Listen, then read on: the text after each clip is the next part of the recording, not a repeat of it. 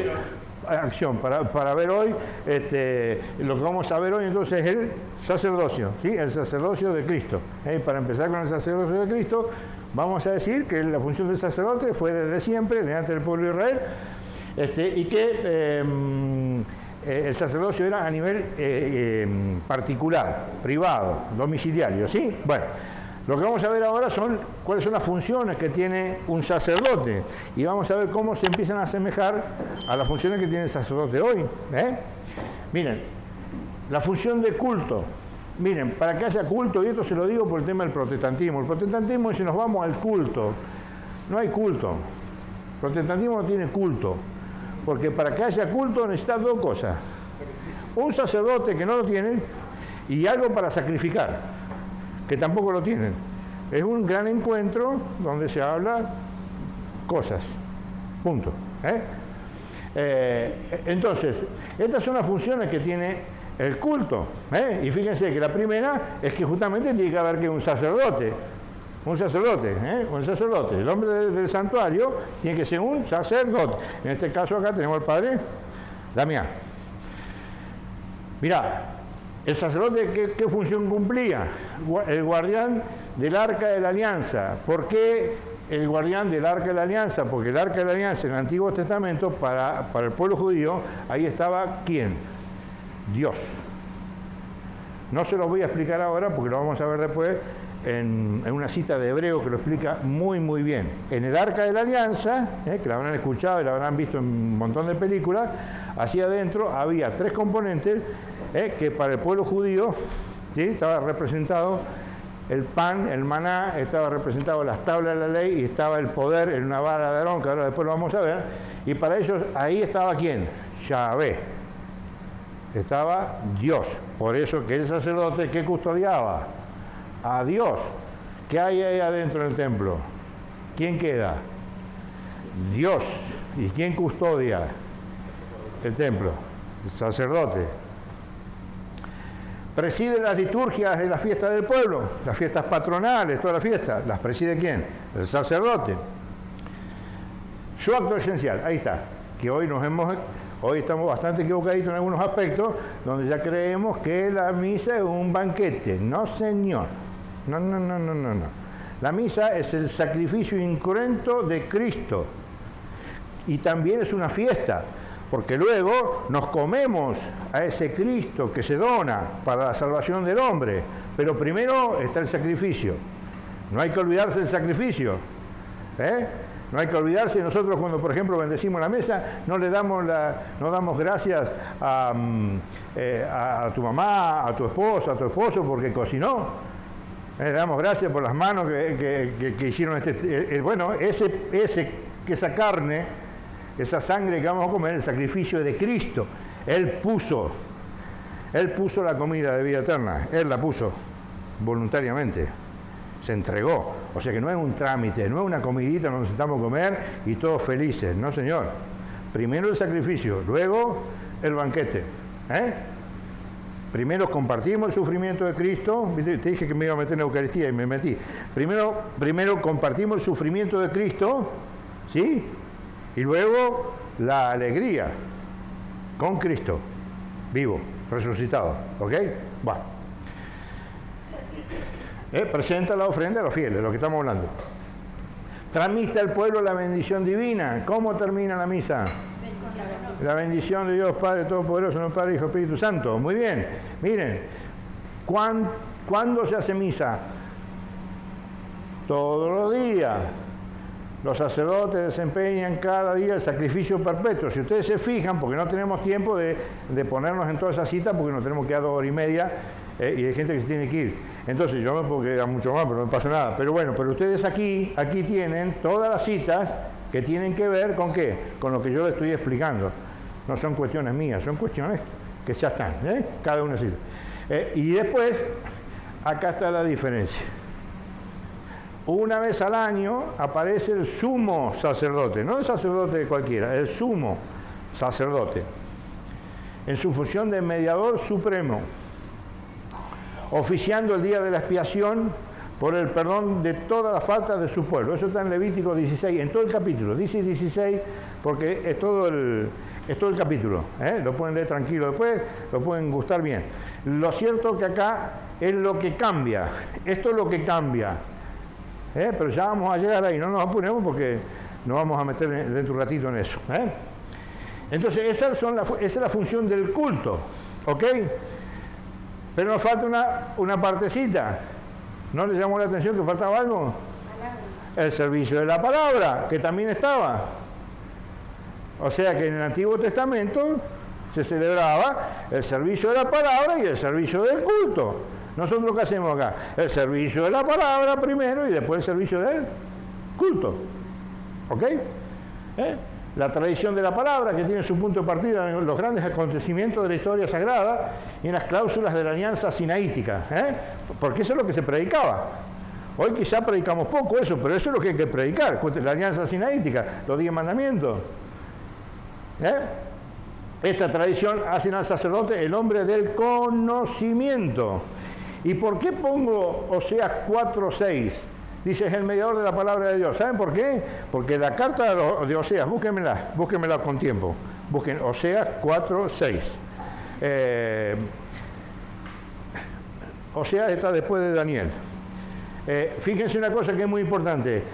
Oseas es un libro, un profeta, que habla todo sobre los sacerdotes. Y es duro. Por eso que yo les traje a colación esta cita, porque en esa cita ustedes van a ver que el servicio de la palabra es muy importante. Y el servicio de la palabra no es simplemente hablar. Ustedes escucharon muy bien, vos escuchaste muy bien, el domingo, como cuando un sacerdote predica la palabra de Dios, la palabra te llega. Te habla de tu vida, te habla de tu situación, te pone contento, te pone triste, te hace discernir ciertas cuestiones. Para eso es la palabra de Dios. No es simplemente para hablar 5 minutos. Ustedes tienen un sacerdote acá magnífico con eso, y es muy bueno. Por eso que les traigo Oseas 4:6, porque Oseas 4:6, ¿qué dice? Dale, escuchen, por favor. Mi pueblo perece por falta de conocimiento. Mi pueblo, dice el Señor, perece por falta de este conocimiento. ¿De que tiene que salir de la palabra de quién? Del sacerdote. Ya está. Mi pueblo perece por falta de conocimiento. Es una cita extraordinaria. ¿Sí? Por eso que cuando por ahí nos dicen, no, lo importante es vivir, lo importante es los testimonios. Por supuesto, claro que sí, gloria al Señor. Pero el conocimiento va de la mano. ¿Sí? Porque por falta de conocimiento nos vamos a cualquier lado.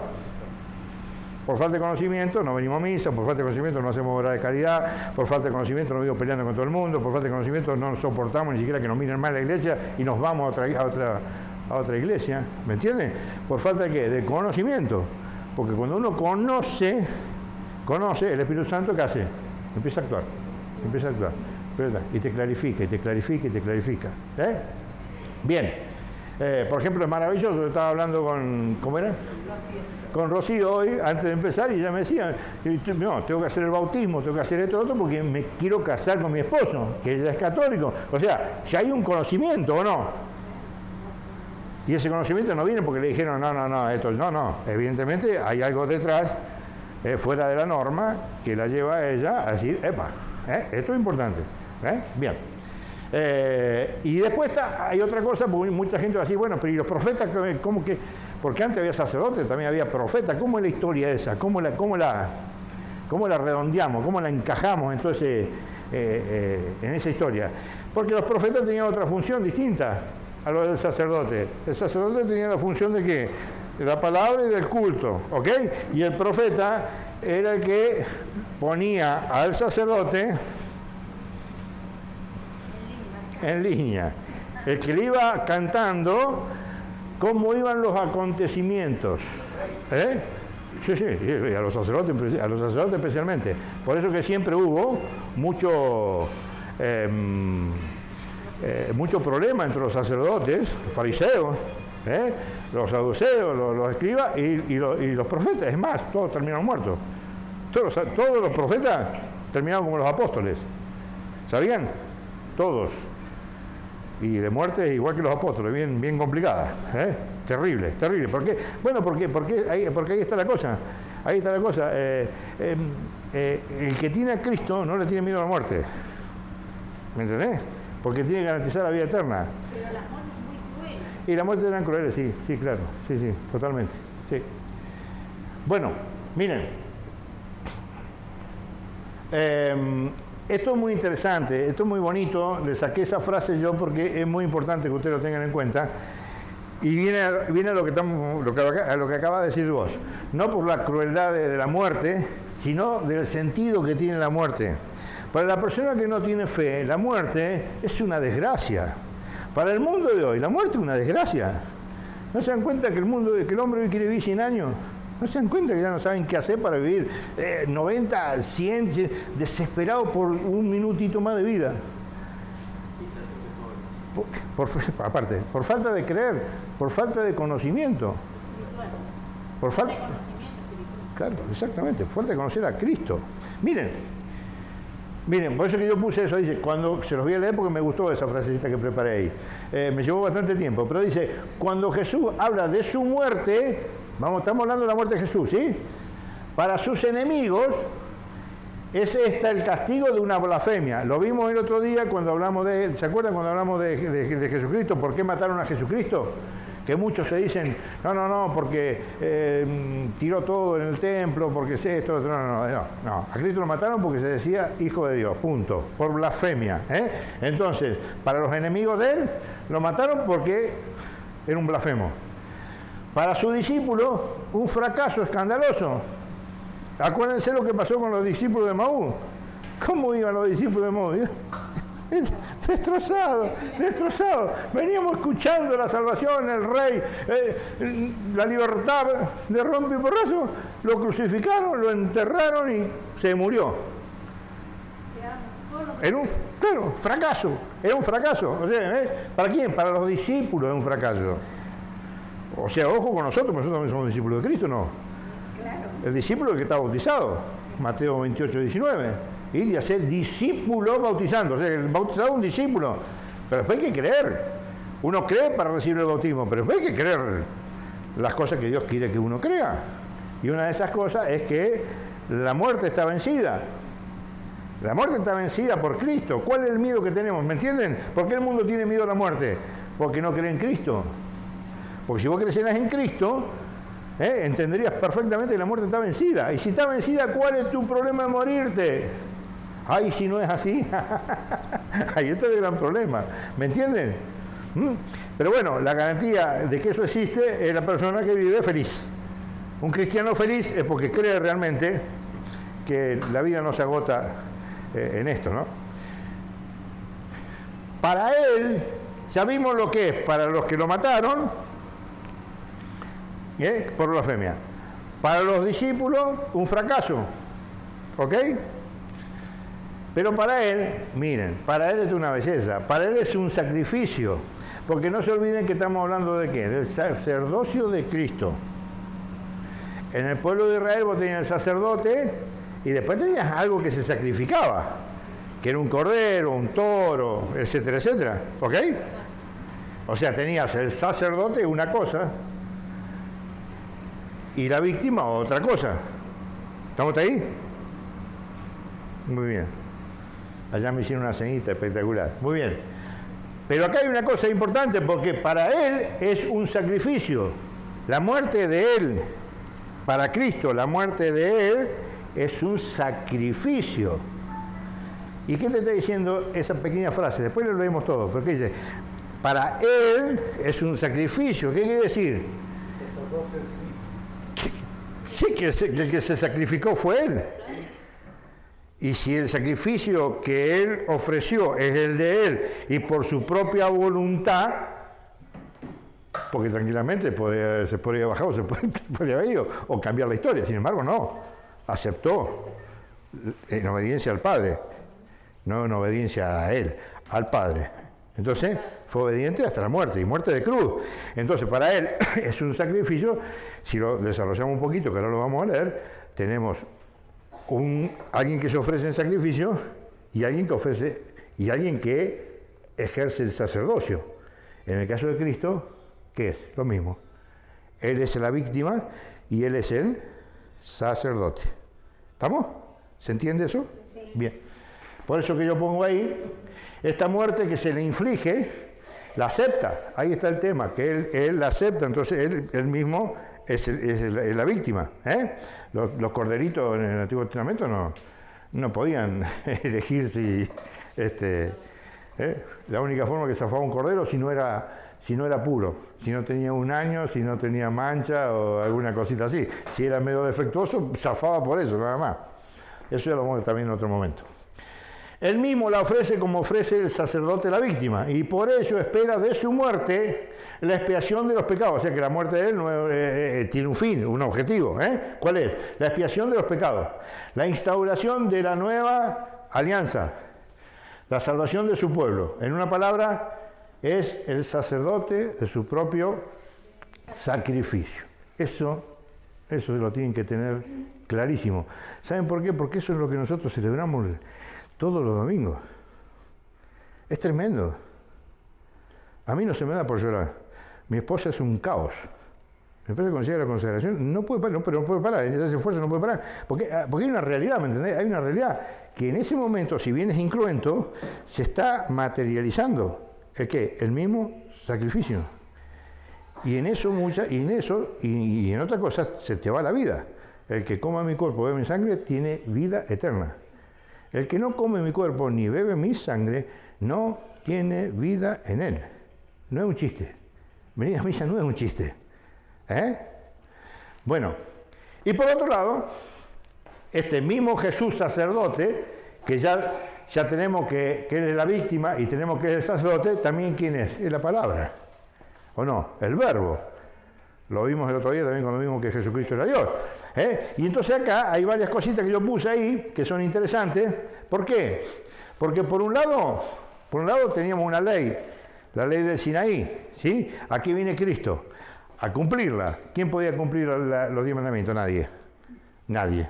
Eso está en Santiago, capítulo 2 de Santiago, dice que nadie podía cumplir la ley. Y el que no cumplía un mandamiento, hace cuenta que no cumplía ninguno. Por eso que Jesús viene ¿a qué? A cumplir la ley. ¿Se acuerdan que yo he venido a cumplir la ley? No, pero no he venido a cambiarle ni una i ni una tilde de la ley. Ojo, no es que la ley queda abolida. No, le da otra forma que ahora lo vamos a ver. Por otro lado, supera la ley. Esta cita sí la vamos a leer, Mateo 5, 20, el versículo 20. Lo vamos a leer porque miren que es interesante lo que dice, porque ahí no está hablando nosotros, ya no está hablando los cristianos. Entonces vamos a ver.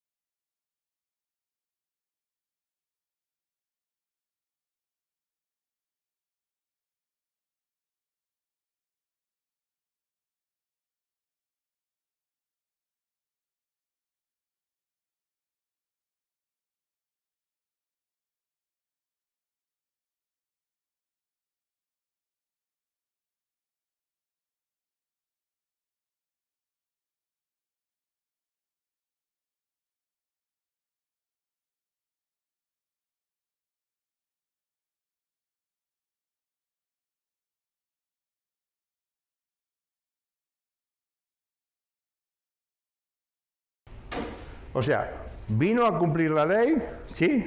Vino a superar la ley, ¿ok? Miren cómo lo dice. Mateo 5, 20. ¿Quién lo tiene? No crean que yo vine a suprimir la ley 5, o 20. a los profetas. 5, 20. 20. Ah, perdón. 5, 20. 5, 20. 5, 20. Esa es 5, 17. Yo les digo 5, 20. Escuchen. que si su vida no es más perfecta que la de los maestros de la ley, y de los fariseos no entrarán en el reino de los cielos. O sea que la justicia del cristiano es una justicia que tiene que tener más vuelo, es más profunda, más elevada que la de la ley, que era solamente ¿por qué? Por el esfuerzo propio de poder cumplirla, por eso que nadie la podía cumplir. Nosotros tenemos una ayuda enorme. ¿Cuál es? La gracia de Dios. ¿Cómo nos llega? A través de los sacramentos. O sea, es un error decir, no, nosotros no podemos cumplir los mandamientos. O sea, nosotros no, con Cristo sí. Y si caes te levantás, para eso están los sacramentos. ¿Cuál es el problema? Ninguno. Por eso que la cita ahí es muy clara. Si nosotros no podemos superar la justicia del pueblo de Israel, a la Torá, y estamos en un problema. Porque esa es una de las características que tiene que tener el cristiano. Poder cumplir la ley. ¿Apoyado en qué? En la gracia. Después Dios hace la tarea. Nosotros tenemos que poner la voluntad. ¿Ok? Y después, bueno, justamente, fíjense una cosa, ¿y dónde se ve eso? Justamente ahí en Mateo 22, 34 te van a ver que le van a, para molestarlo, que hacían los fariseos. Siempre tiraban una preguntita, para ver dónde pisar el palito. Entonces le preguntan, ¿cuál es el mandamiento más grande de la ley? Una pregunta no es fácil, porque el mandamiento más grande de la ley es amar a Dios por sobre todas las cosas. ¿Sí? El Shema, allá de Deuteronomio 6.4, donde habla hasta el día de hoy, todos los judíos todas las noches rezan el Shema. El Señor nuestro Dios, uno solo es. Amarás al Señor tu Dios con todo tu fuerza. Claro, ese es el primer mandamiento de la ley. Pero Cristo da un vuelco ahí. Porque no va a tocar la ley, pero la va a poner en otro contexto. Va a decir, amar a Dios sobre todas las cosas y al prójimo como a ti mismo. Entonces, ¿qué hace Jesús? Y esto es muy importante que lo sepan, porque a veces decimos, no, ya esos 10 mandamientos no tienen nada que ver. Ahora son estos dos. No, esos dos comprenden la ley completa. ¿Por qué? Porque amar a Dios por sobre todas las cosas son los primeros 3 mandamientos de la ley. Y los otros 7 mandamientos, amar al prójimo como a ti mismo. Honrar a tu padre y a tu madre, no robar, no adulterar, no mentir, no envidiar, etcétera, etcétera. ¿Me entienden? O sea, la Torá, ¿sí? Dios la pone en un sentido producto de ¿qué? Del amor. ¿Lo entienden hasta ahí? 2 mandamientos que nuclean todos los mandamientos. Por eso que justamente lo que hace Cristo no cambia la ley, pero lo que hace la eleva. La eleva. Antes era el ojo por ojo, el diente por diente, etcétera, etcétera. Ahora no. Ahora yo digo, amar a qué? Amar a vuestros enemigos. Para que tu justicia sea, ¿me entienden? La eleva, pero primero pone su testimonio, pone su voluntad, pone su obediencia al Padre, ¿sí? y a partir de ahí, eso va a ser una fuente de gracia enorme para que nosotros podamos entrar en esta realidad. Bueno, sigamos.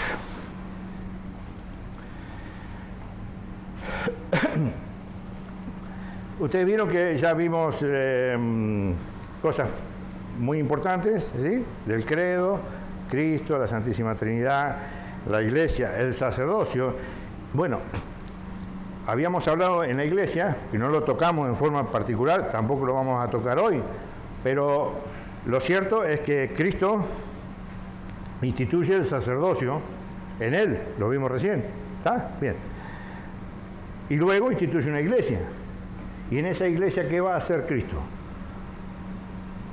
Va a desarrollar ese sacerdocio. Empezando por quién? Por los apóstoles. Por eso que nosotros el Jueves Santo, ¿qué celebramos? La institución del sacerdocio y de la Eucaristía. También del lavatorio de los pies. El lavatorio también de los pies también, pero no es lo especial, no es lo esencial. Lo esencial, la institución de la Eucaristía, institución del sacerdocio y la humildad enorme de ese Cristo, que se hace hombre y se abaja a lo más bajo para que nosotros sepamos qué es lo que nos toca. Las 3 cositas son importantes, ¿ok? Entonces, bueno, a partir de ese sacerdocio, ¿sí? De Cristo, que comparte el Padre Damián. El Padre Damián no tiene su propio sacerdocio. El Padre Damián comparte el sacerdocio de Cristo. Es difícil de entender, pero es así. No es un sacerdocio, sí, decimos el sacerdocio de Padre, el otro, pero en realidad hay un solo sacerdocio y ese sacerdocio es el sacerdocio de Cristo, uno solo. Entonces, justamente este sacerdocio lo que hace, permite que los sacerdotes instituidos por Cristo, vimos también la sucesión apostólica para ver que eso no nace de un deseo propio, de una voluntad ajena a la iglesia, y bueno, no, todo eso tiene un porqué, una forma, y a partir de ahí la iglesia, a través de ese sacerdocio, nos va dando ¿qué? El perdón de los pecados. ¿Para qué? Para que podamos cumplir la ley. Es sencillo. Para que podamos cumplir la ley, para que estemos en gracia con Dios, para que seamos imitadores de Cristo. ¿Ok? Y la Eucaristía, obviamente, y los demás sacramentos, ¿no? Los 7 sacramentos de la Iglesia católica. Bueno, como no podía faltar, esto es importante, no, esto es muy importante, ¿saben por qué? Porque, y me falta una ahí que se me viene ahora a la mente, que por ejemplo el protestantismo en general no acepta el sacerdocio católico, no lo acepta. Para ellos el sacerdocio termina con Cristo, se acabó el sacerdocio, llegó hasta Cristo, Él es el sacerdote y no hay más nada, ¿sí? ¿Estamos hasta ahí? ¿Lo entienden? O sea, todo el sacerdocio, toda la institución del sacerdocio, para los protestantes no existe. Hoy vamos a ver que sí existe, que es importantísimo eso, Y por otro lado, esto, que no lo entienden, que también lo vamos a leer en Hebreos 10:10, que justamente que ahí dice, ¿no es cierto?, que Cristo murió una sola vez por los pecados, ¿sí? Se ofreció una sola vez y para siempre. Entonces para ellos, para unos más, otros menos, pero por ejemplo para los calvinistas y otros más, ellos creen directamente en la salvación por el sacrificio de la cruz y la predestinación, la salvación eterna. Hay otros que no creen en la predestinación, pero creen que todos se salvan por el sacrificio de Cristo, y sin más.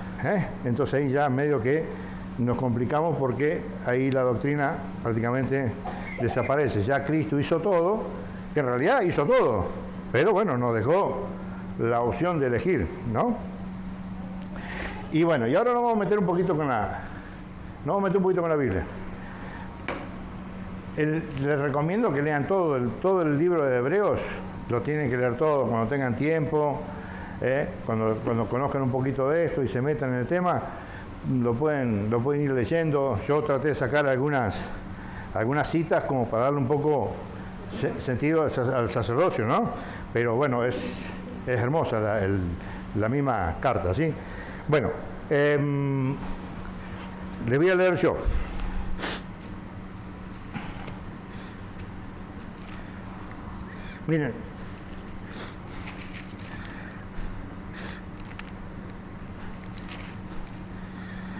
Miren, estén atentos porque voy a leer mucho, hoy voy a leer mucho, ¿sí? Porque hay veces que no hace falta agregar demasiado, ¿no?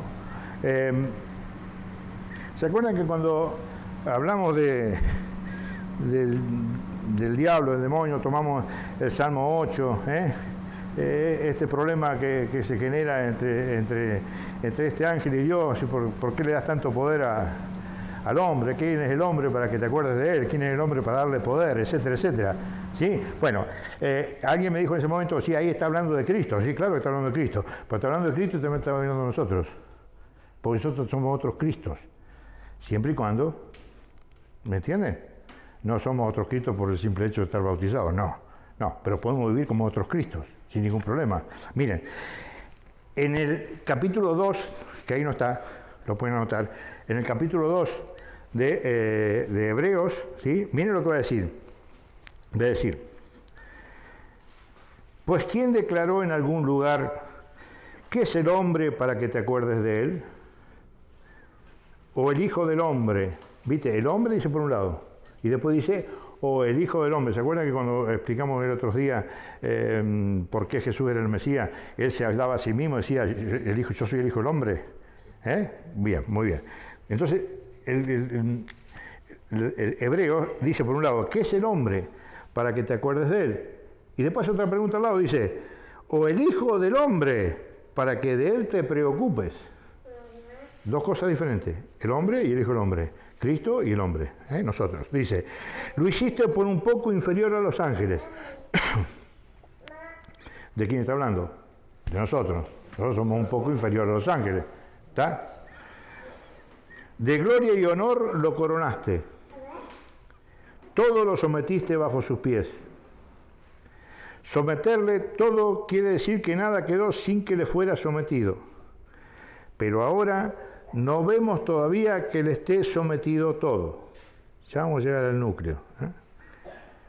Sin embargo, si vemos a Jesús, que fue hecho inferior a los ángeles por un poco, coronado de gloria y honor por haber padecido la muerte, ahí es cuando, ¿se acuerdan que vimos Juan 17:5? Padre, glorifícame con la gloria que tenía antes de que el mundo existiera. Que le está pidiendo, bueno, ya está, ya hice la que tenía que hacer, está todo fantástico. Bueno, fíjate lo que dice acá, dice justamente, sin embargo, si vemos a Jesús, que fue hecho inferior a los ángeles por un poco, coronado de gloria y honor por haber padecido la muerte. Pues por la gracia de Dios gustó la muerte para bien de todos. Miren qué belleza, porque muchos te dicen, pero entonces el padre es un padre que mate a un hijo, es un desgraciado, ¿o no? Desde el punto de vista del pensamiento occidental nuestro, ¿qué opinan ustedes si hay un padre que manda a matar a un hijo? Un padre que manda a matar a un hijo para que se salve el hijo de otro. ¿Es una locura o no? Escuchen, esto es el amor de Dios. Dice, pues por la gracia de Dios, Cristo gustó la muerte. Cristo gustó la muerte. Gustó, le gustó la muerte. ¿Por qué? Porque tenía un fin. Un propósito. ¿Y cuál era ese propósito? Para bien de todos. Para salvar a la humanidad. Tengo una duda. Al último, anotala, no te olvides. Convenía en verdad que aquel por quien y para quien existe todo,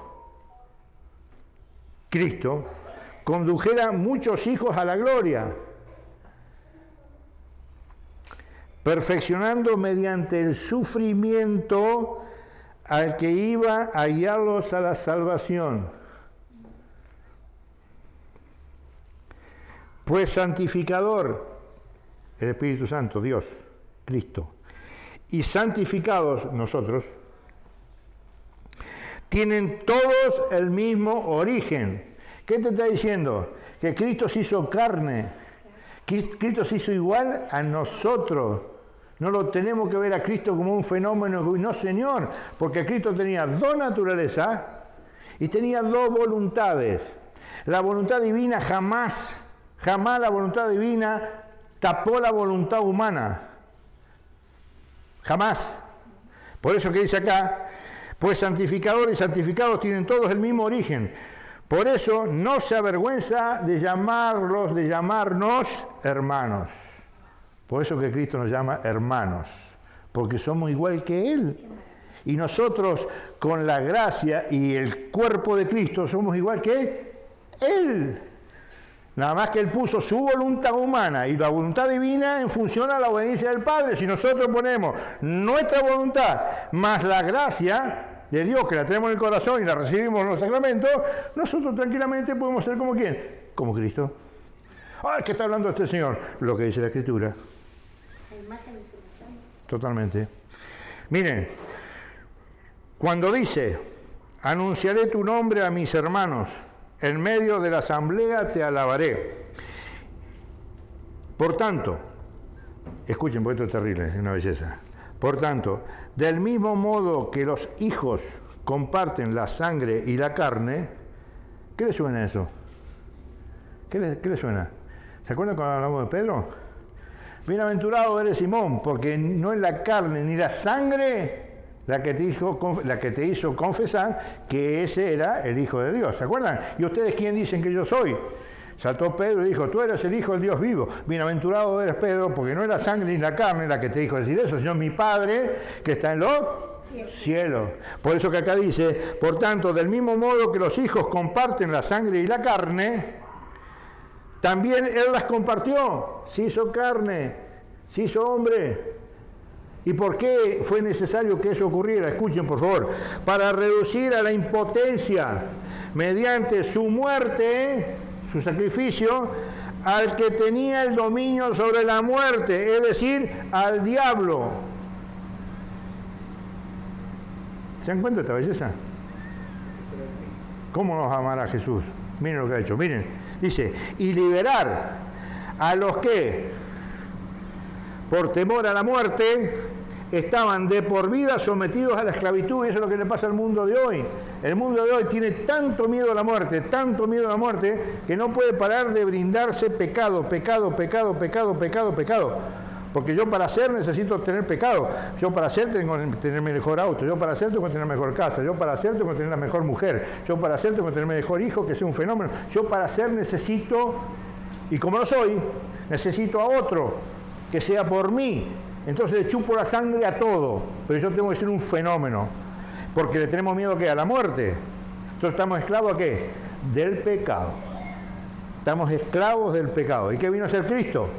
¿Qué vino a ser Cristo? Justamente, ¿a qué?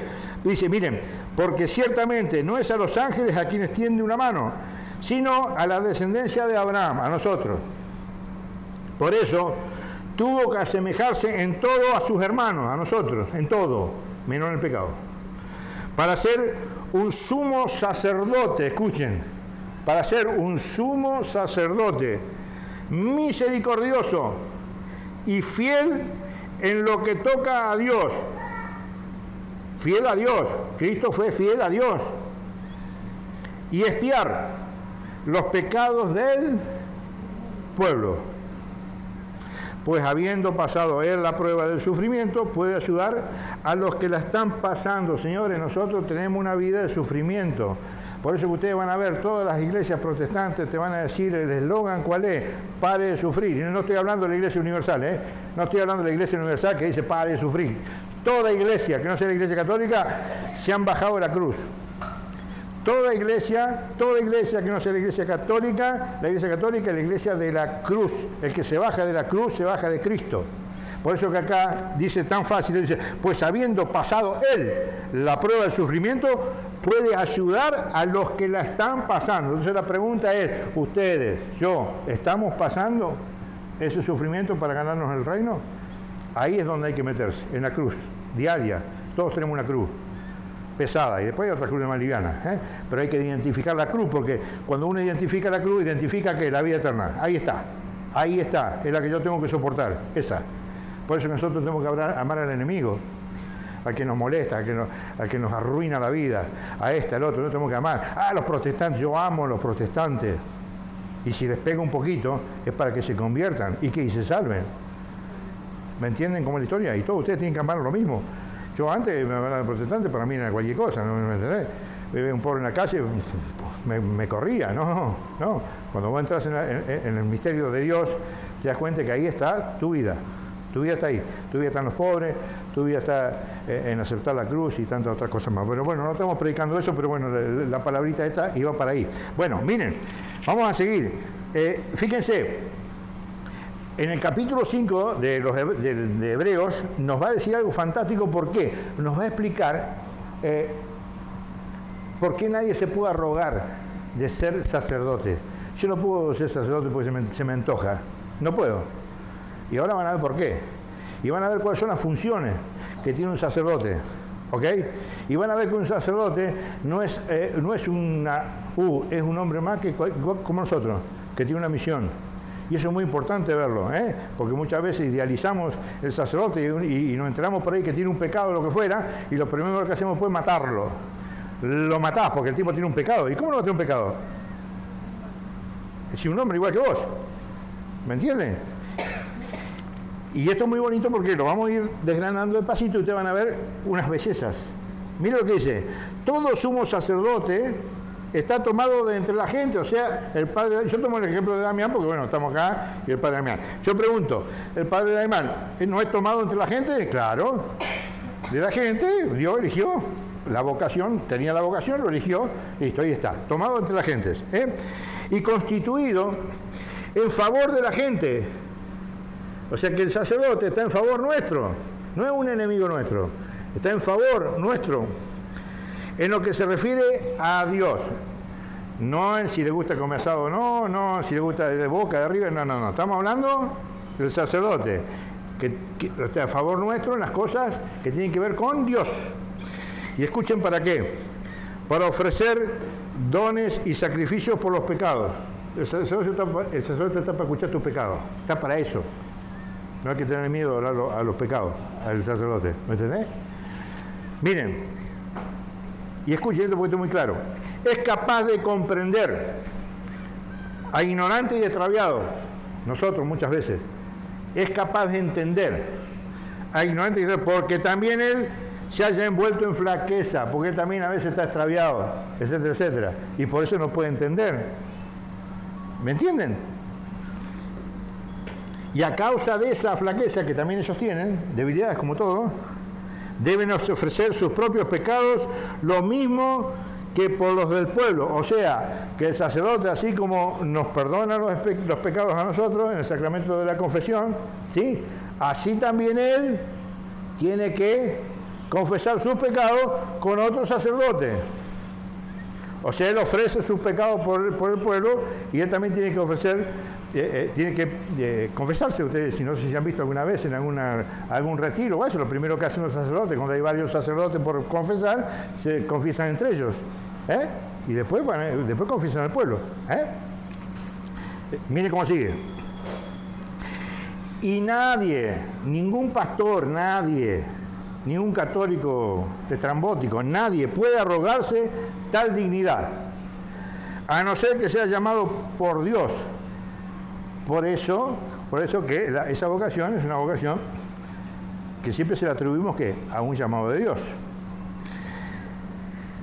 De igual modo, tampoco Cristo, miren lo que estamos hablando, Los pastores agarran la Biblia, se levantan a la mañana, gloria al Señor, aleluya, cuando dicen amén, perfecto. Y miren lo que la Escritura dice, de igual modo tampoco Cristo se atribuyó el honor de ser sumo sacerdote.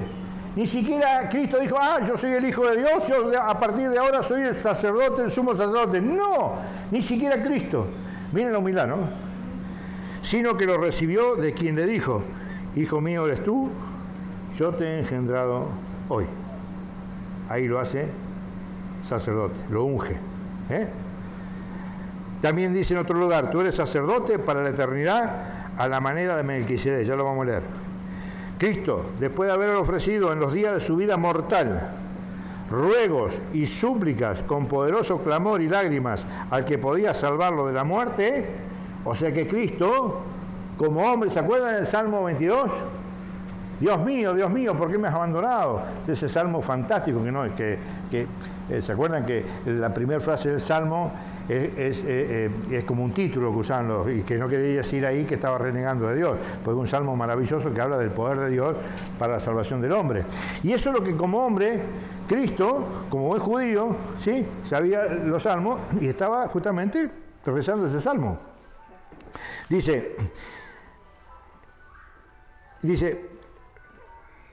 ruegos y súplicas con poderoso clamor y lágrimas al que podía salvarlo de la muerte. Fue escuchado.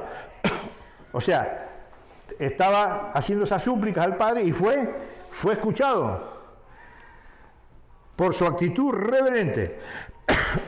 Reverente. Pedir. Y aunque era hijo, aprendió la obediencia a través del sufrimiento. O sea que nosotros aprendemos la obediencia también a Cristo a través del sufrimiento, poniendo el sufrimiento, no sufriendo por sufrir, pero poniendo el sufrimiento en las manos de Cristo. Y cuando vos empezás a ver la obra que Dios hace en tu sufrimiento, entrar en la obediencia plena, ya no te preocupas por nimiedades. De este modo, alcanzada la perfección, se convirtió, escuchen, la perfección ¿dónde está? En el martirio.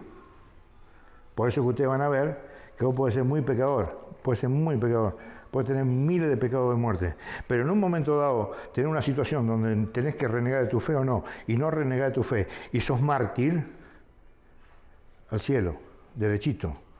Eso ya lo vamos a leer cuando veamos el infierno, el cielo, etcétera, etcétera.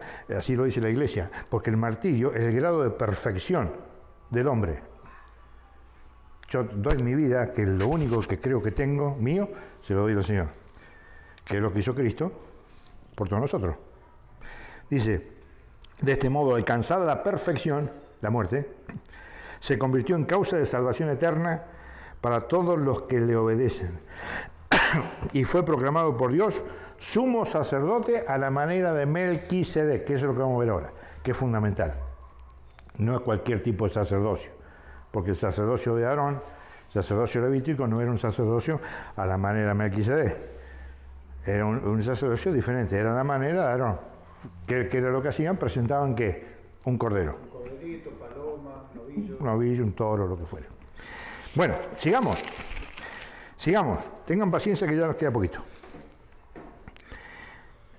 Vamos al capítulo 7. En el capítulo 7 vamos a ver una cosa que es fundamental, que no se terminó el sacerdocio, se cambió, que es distinto.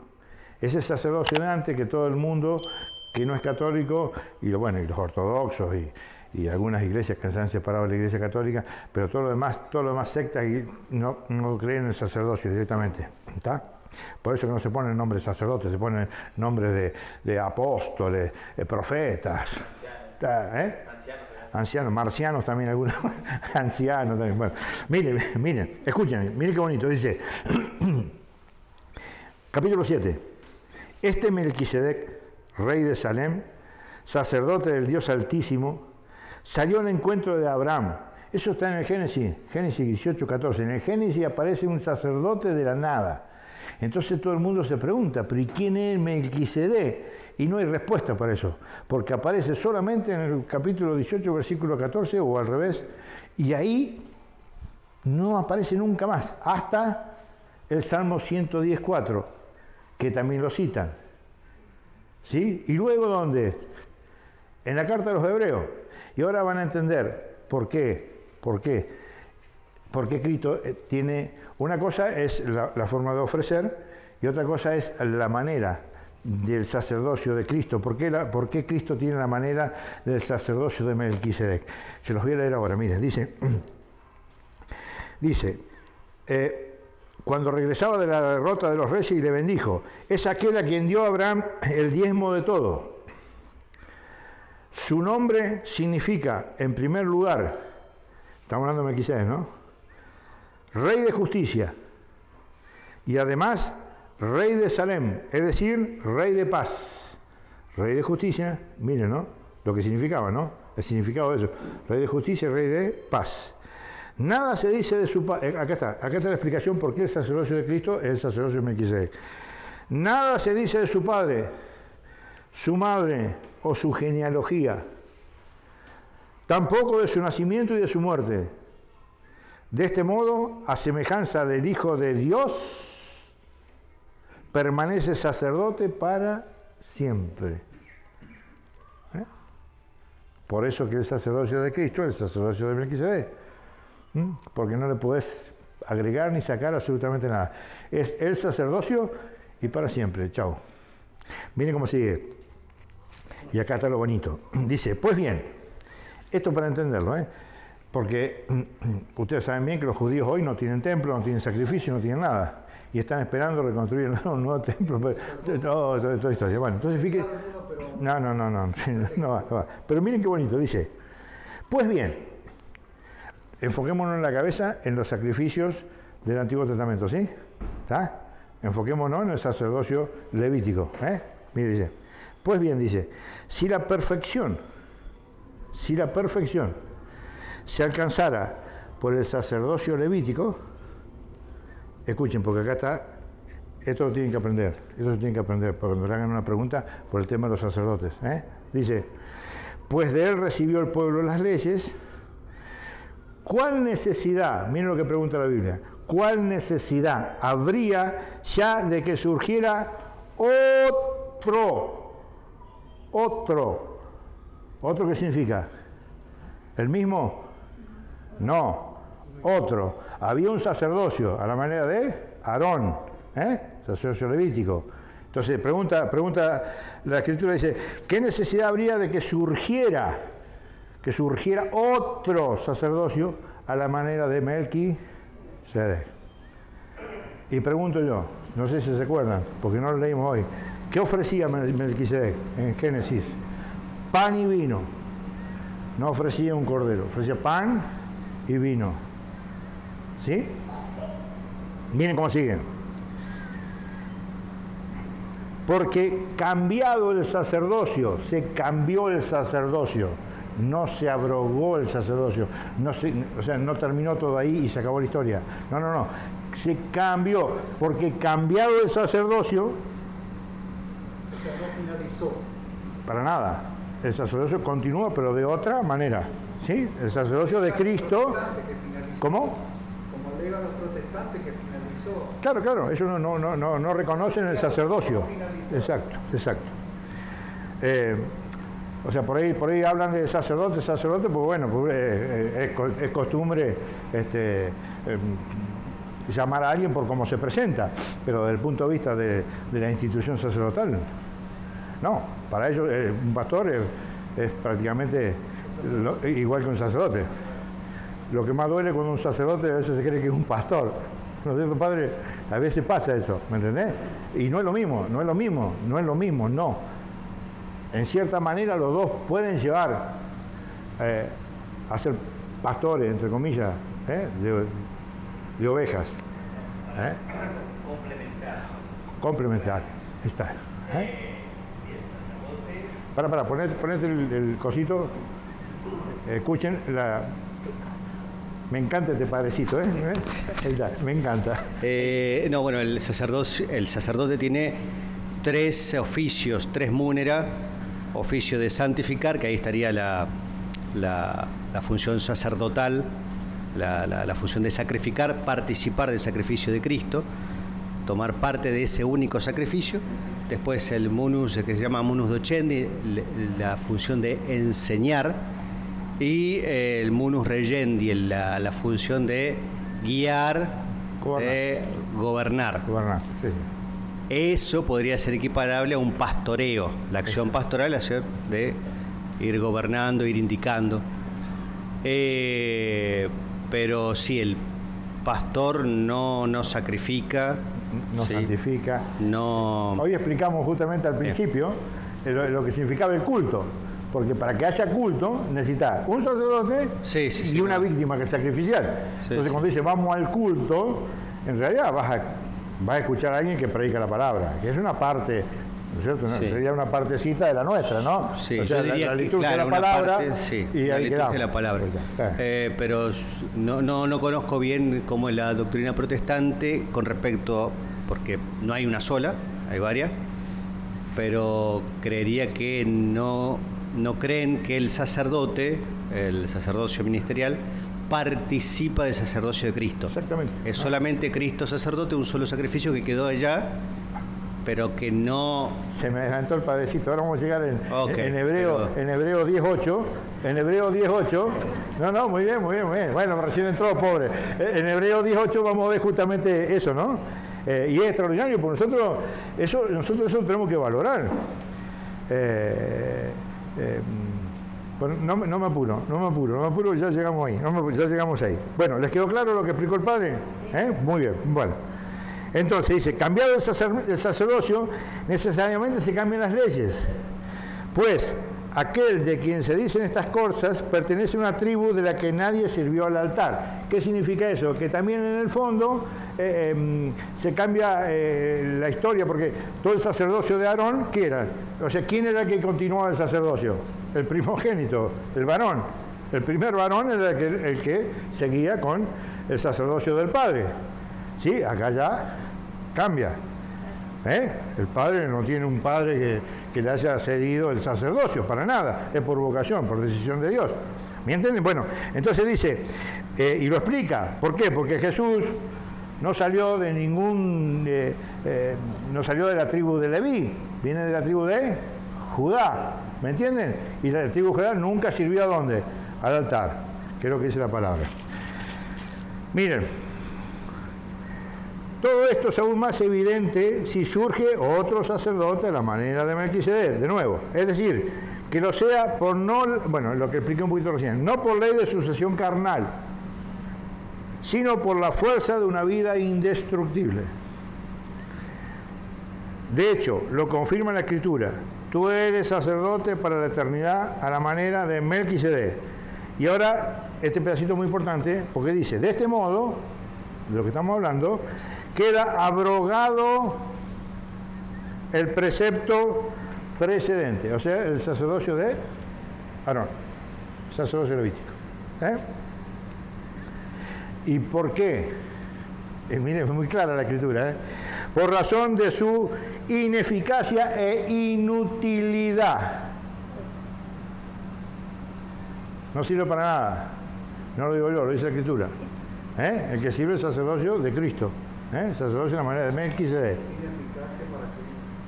Para salvar los pecados, para salvar al hombre.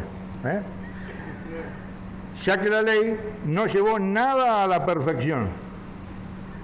Y tal abrogación nos conduce a una esperanza mejor por la cual nos acercamos a Dios.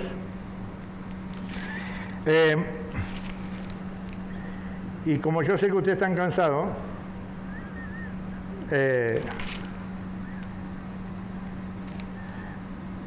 ¿están cansados o más o menos? ¿No? Están con las pilas. Bien, entonces vamos a leer un poquito del capítulo 9. Del capítulo 9.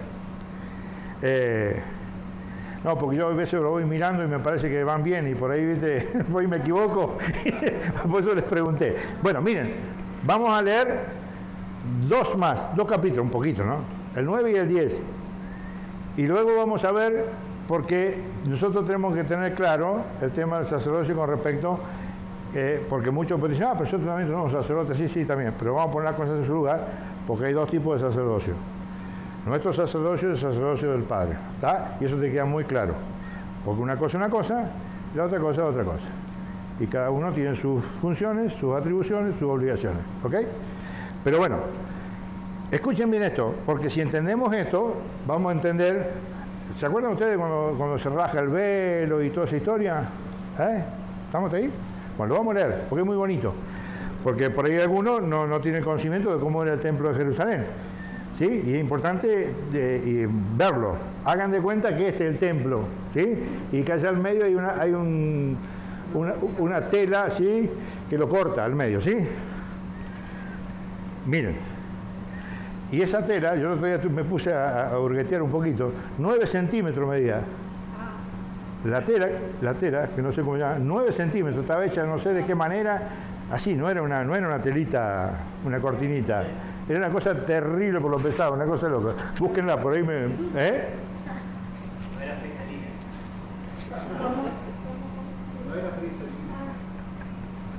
Bueno, vamos acá. ¿Estamos concentrados? Vamos. Dice, también la primera alianza, la segunda alianza era la de Cristo, ¿no es cierto? Va. También la primera alianza tenía sus ritos litúrgicos y su santuario terreno. Se instaló una primera parte de la tienda donde se hallaba el candelabro y la mesa con los panes presentados, que se llamaba lugar santo. Lugar santo.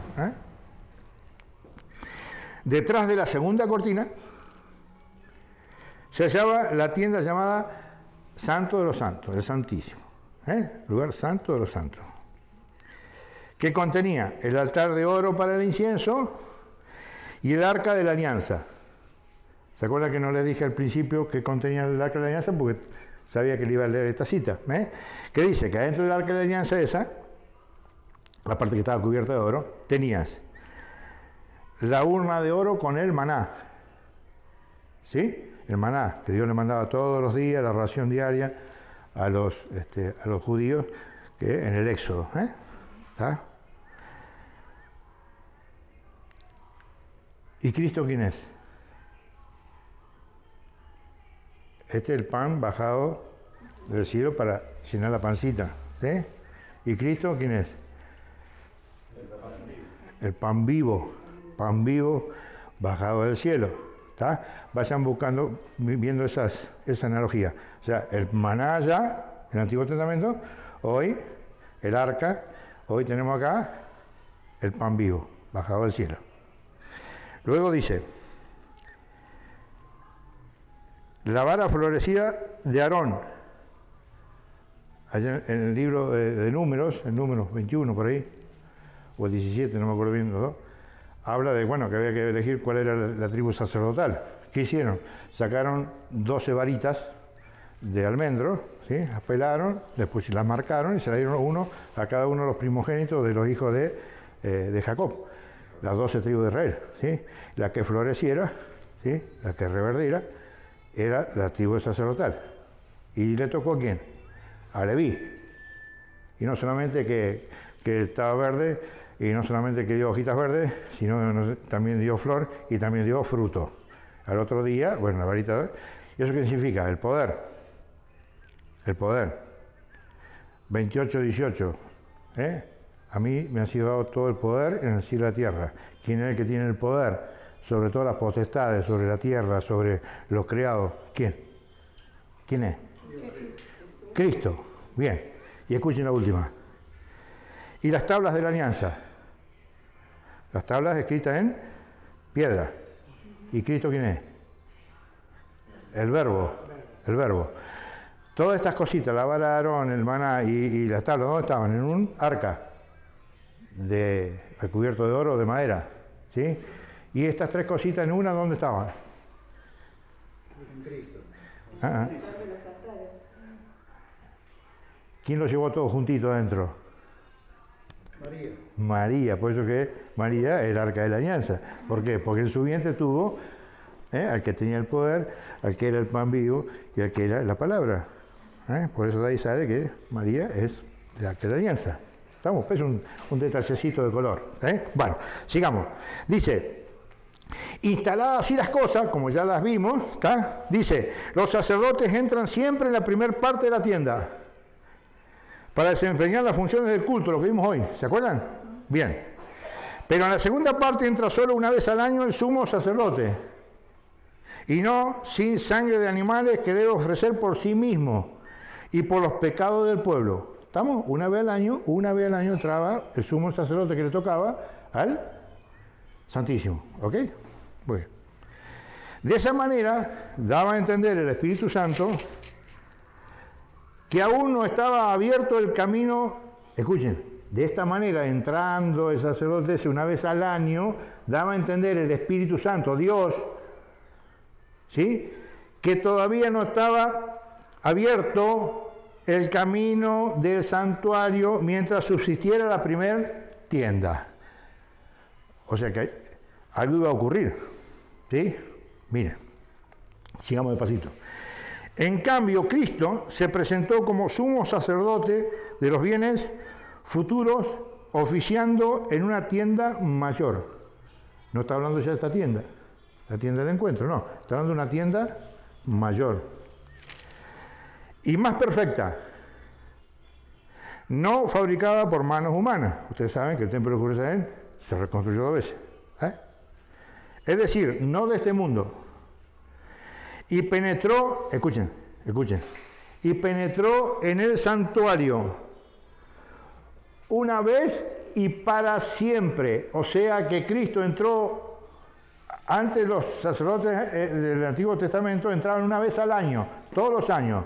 Pero Cristo entró una vez y para siempre.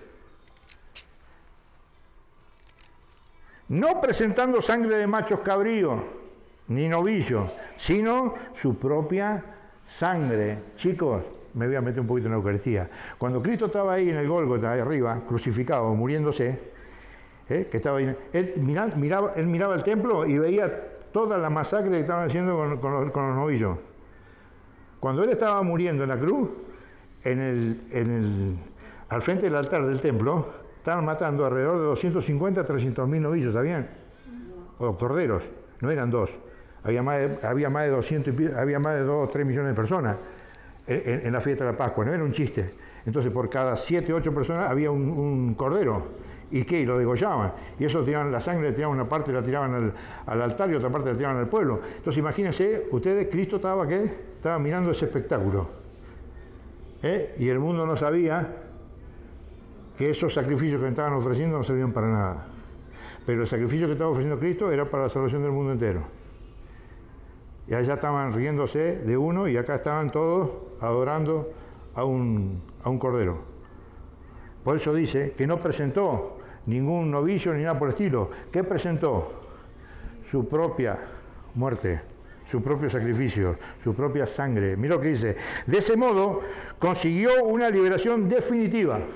Pues si la sangre de machos cabríos y de toros y la ceniza de una becerra santifican con su aspersión a los contaminados en orden a la purificación de la carne, nada más, cuánto más la sangre de Cristo, que por el Espíritu eterno purificará de las obras muertas nuestra conciencia para rendir culto al Dios vivo.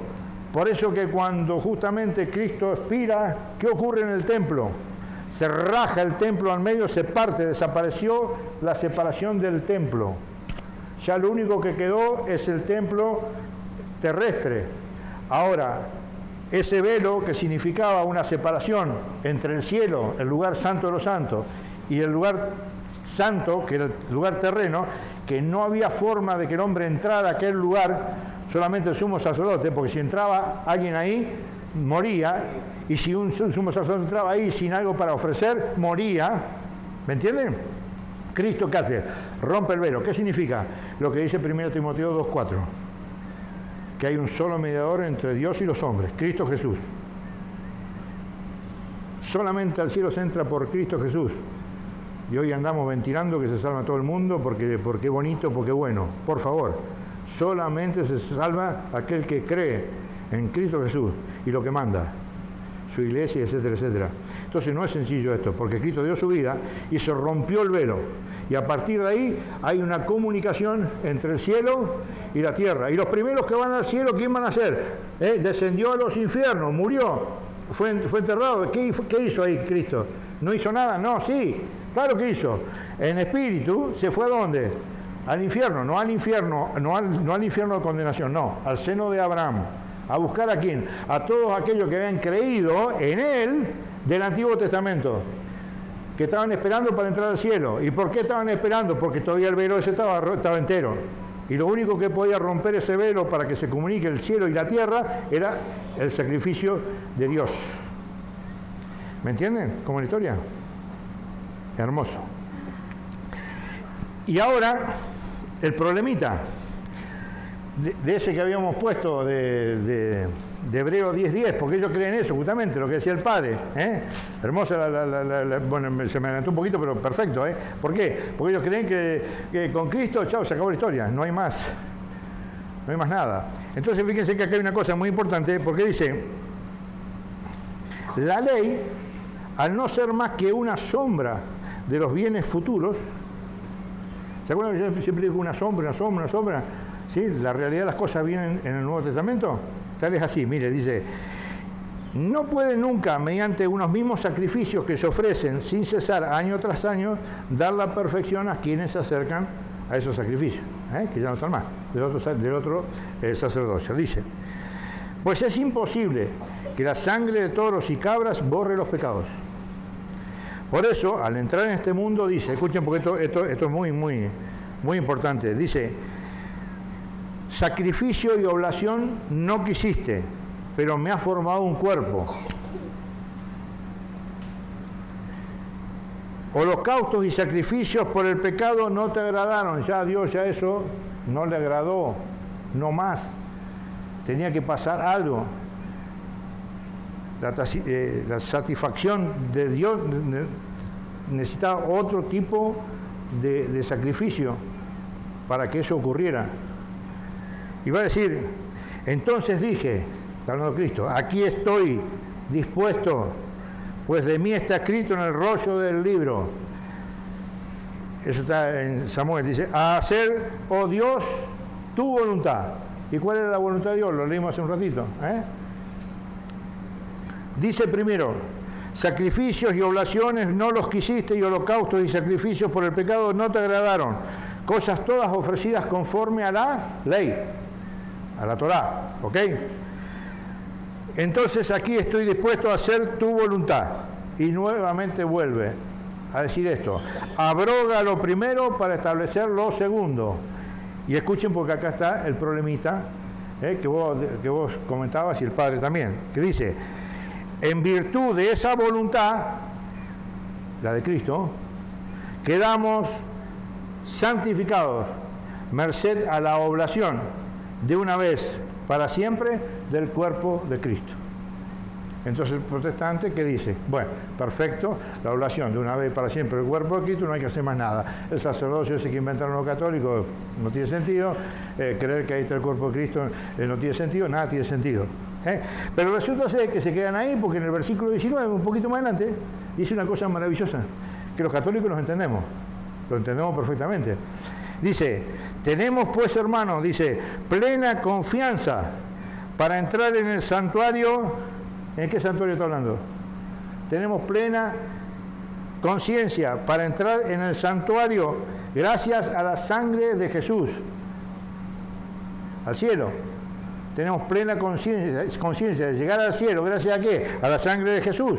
Escuchen, siguiendo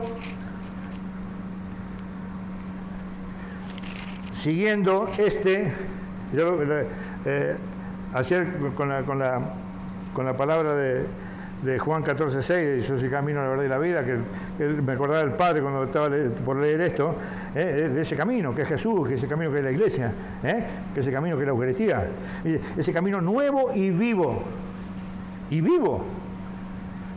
porque Cristo está vivo, está presente, está vivo. Eso es lo que tenemos que creer realmente, y eso es lo que a veces no creemos. Y escuchen, para redondearlo, todo lo que explicamos recién, ese camino nuevo y vivo que Él inauguró para nosotros a través de la cortina. Esa cortina, el velo. ¿Y qué era esa cortina? Desde el punto de vista espiritual. Que es decir, su cuerpo. Cristo ofreció su cuerpo en la cruz, ¿sí? Para que esa cortina, en vez de estar dividiendo al hombre y el cielo, le dé nuevamente el pleno acceso al cielo. O sea que esa cortina, dice la Escritura, que vendría a ser como el cuerpo de Cristo. Dios entregó ese cuerpo en función de qué, de que se abre esa cortina para que tengamos ese acceso al cielo.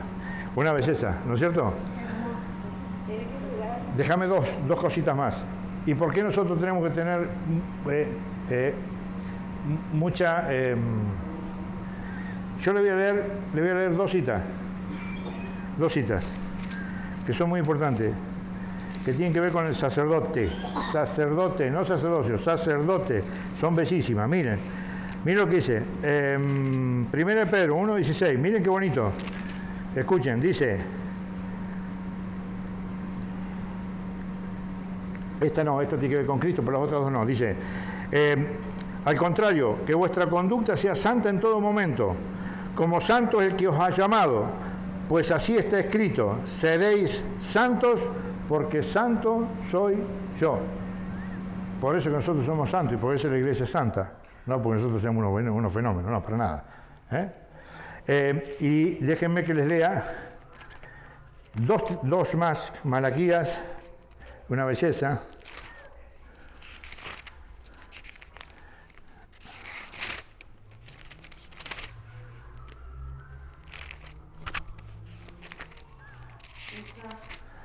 Malaquías 2:7, miren lo bonito que dice.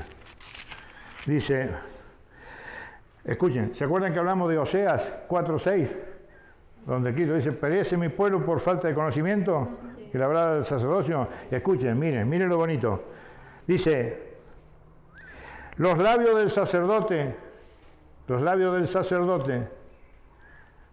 guardarán el saber, y la ley se busca en su boca, pues es el mensajero de Yahvé Sebaot, Yahvé de los ejércitos. Impresionante, ¿no? Y miren esta.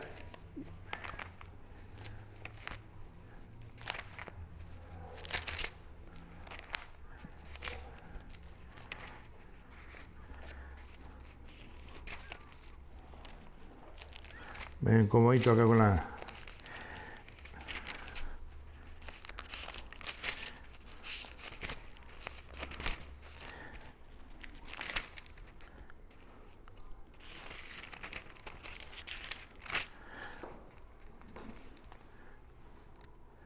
escuchen, al sacerdote, lo considerarás como cosa santa, porque él es quien presenta el alimento de tu Dios. Lo tendrás por santo, pues santo soy yo, Yahvé, el que os santifico. Él les dijo una tarea que tiene el sacerdote de las tres: santificar. Santifica el nombre de Cristo, por Cristo. Miren qué belleza. Esa es la función del sacerdote. Pero no terminamos acá. Después, déjenme terminar porque yo necesito que ustedes esto lo tengan clarísimo, porque esto es un problema hoy en la iglesia. Y nosotros en 1 Pedro 2.9 nos va a explicar la Escritura que nosotros participamos, ¿sí?, del sacerdocio de una manera, ¿sí? Reino sacerdotal. El reino sacerdotal, exactamente. Exactamente. 1 Pedro. Y miren cómo lo va a decir. Segunda, primera. Miren cómo lo va a decir.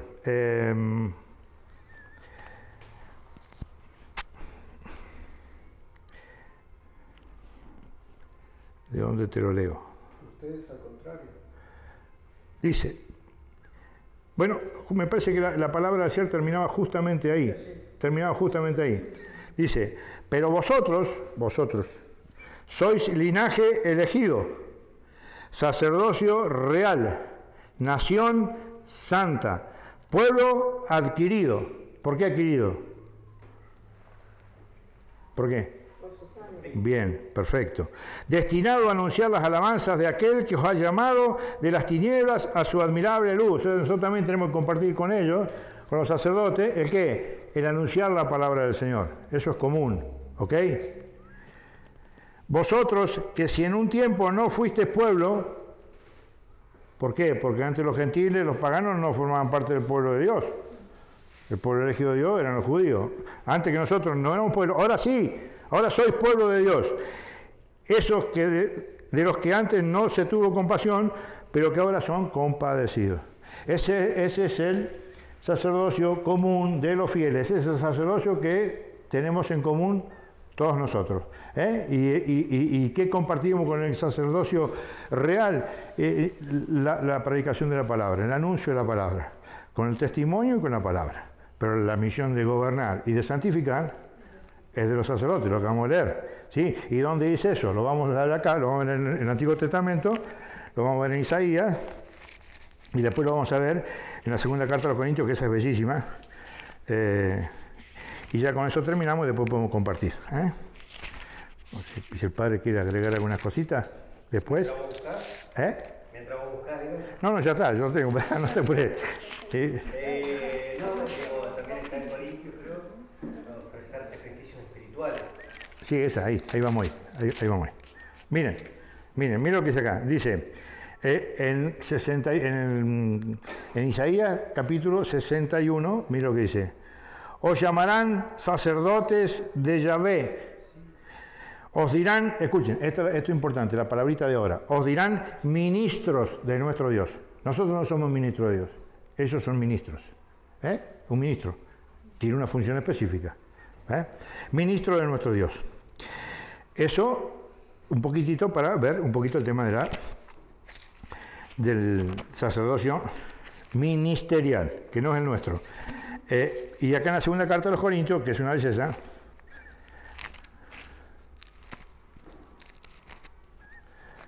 segunda carta, miren, lo voy a leer un poquito más grande, ¿no?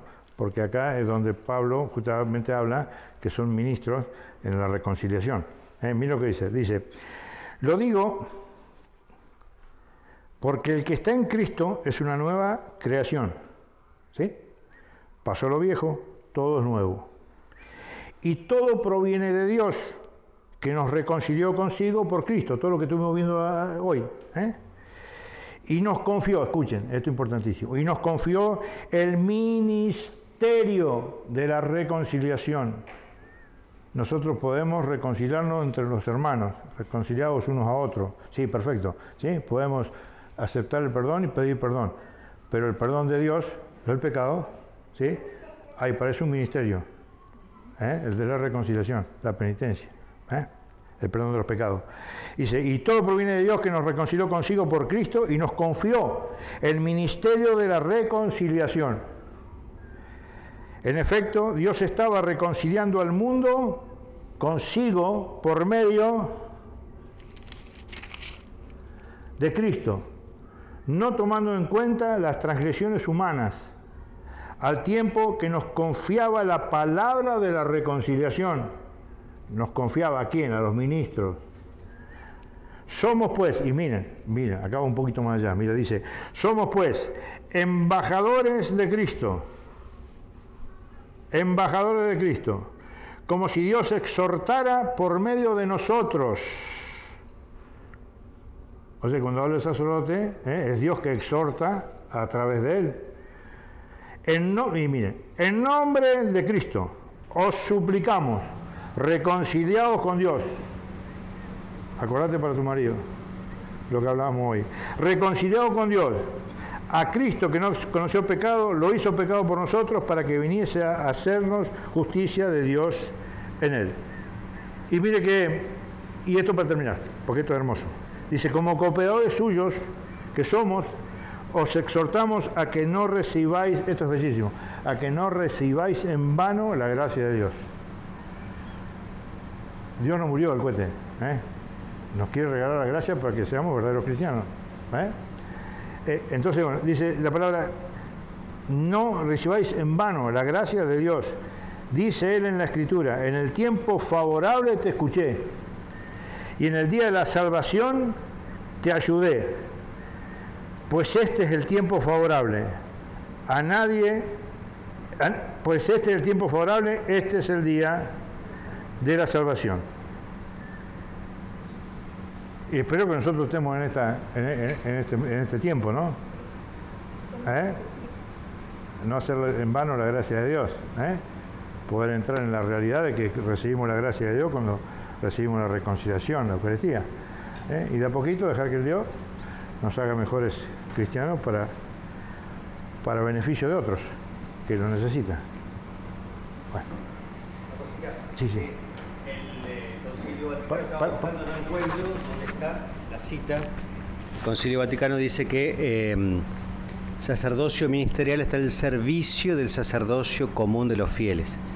Es decir, para que ustedes sean sacerdotes por el bautismo, necesitan del sacerdote. ¿Cómo van a ofrecer sacrificios espirituales? ¿Cómo van a interceder? ¿Cómo se van a perdonar mutuamente si uno no tiene la fuerza de la confesión, de la Eucaristía? El clericalismo es entender que yo soy mejor cristiano si me parezco más al cura. Claro. No. Eso lo explicamos. Está bien. Sí, lo hablamos. Okay. Lo hablamos. Estamos en la misma sintonía. Lo hablamos. Sí. No, sí. Porque el sacerdote ministerial está al servicio para que ustedes santifiquen al mundo. En su trabajo, en sus tareas, en sus obligaciones, en el club, en el gimnasio, en la escuela. ¿Cómo lo voy a santificar el mundo? Gracias a que tengo los sacramentos, que tengo la Eucaristía, que tengo la confesión.